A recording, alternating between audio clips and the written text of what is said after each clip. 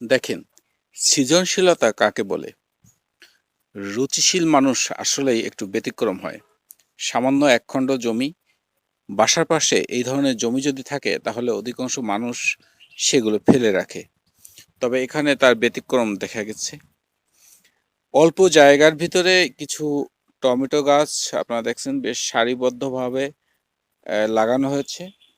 আর তার পাশে শৌখিনভাবে যেটা করেছে, নীলকণ্ঠ অর্থাৎ অপরাজিতা গাছ। দেখেন, নীলকণ্ঠর ফুল তুলে নিয়ে গেছে সকালবেলায়। এই ফুল থেকে চা তৈরি করা হবে, নীল চা। এরপর টমেটো গাছের সামনে যেটা আছে সেটি হচ্ছে কিছু সবজি, শীতকালীন সবজি, মূলা, মূলা, লাল শাক, পালং শাক। এরপর আছে কপি, ওলকপি।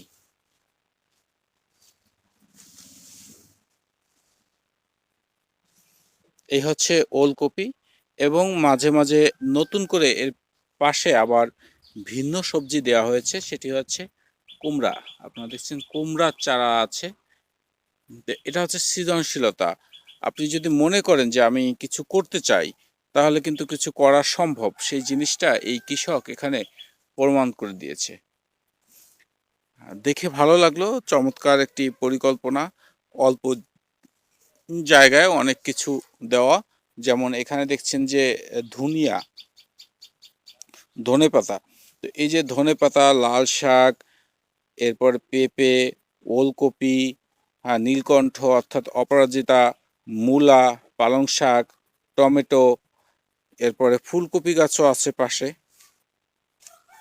এটি হচ্ছে ফুলকপি গাছ।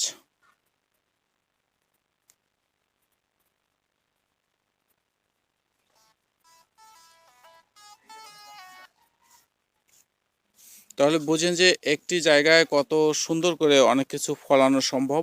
সেই জিনিসটা আমরা এখানে এসে দেখলাম।